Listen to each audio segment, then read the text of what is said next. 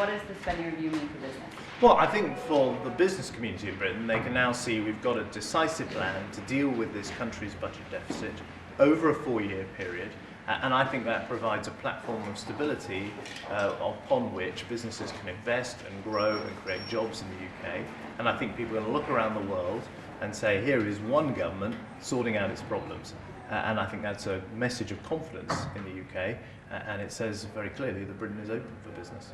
Right, now, doesn't this this is a big decision to save instead of spend, do you think it sort of represents a bigger departure from Keynesian economics? Why do you think it's right to cut instead of spend your way out of recession now? Well, this country is in recovery, but we've also got a very large budget deficit. I'm off to the G20 meeting of finance ministers in Korea, and I represent the country with the largest budget deficit. Now, I've inherited that situation as a finance minister, but I think I have now set out a very decisive plan for dealing with it.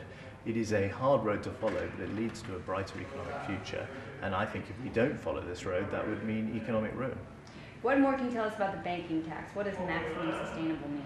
Well, we are publishing today the legislation for a permanent levy on banks. It's levied on the balance sheet, and we're aiming to raise £2.5 billion a year. So we've set a target for the revenue we want. And I think we're a world leader in this. We followed the IMF advice on how to establish this tax, and actually, since we announced we were doing one, quite a lot of other countries have followed us. So I think we're doing this in the appropriate way. I think it's reasonable that the banking system makes a contribution to reducing a very large budget deficit, which of course was in part at least brought about by the poorly regulated banking system in the UK and the costs that it imposed on the economy. Tell me also a little bit about the carbon tax. Some business leaders said they were surprised to see it in there.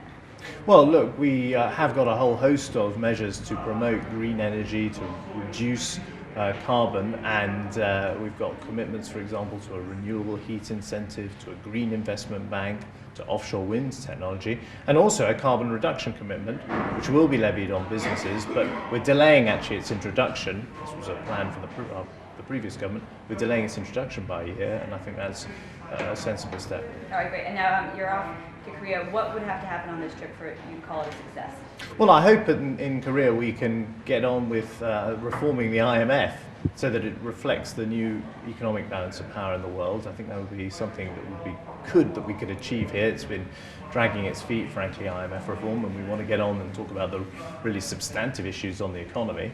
And I think, look, I'm sure at Korea we're also going to be discussing the broader imbalances in the world economy, and there are some obviously big challenges out there. Would you like to see the other countries get on board with the bank tax that you just put forward?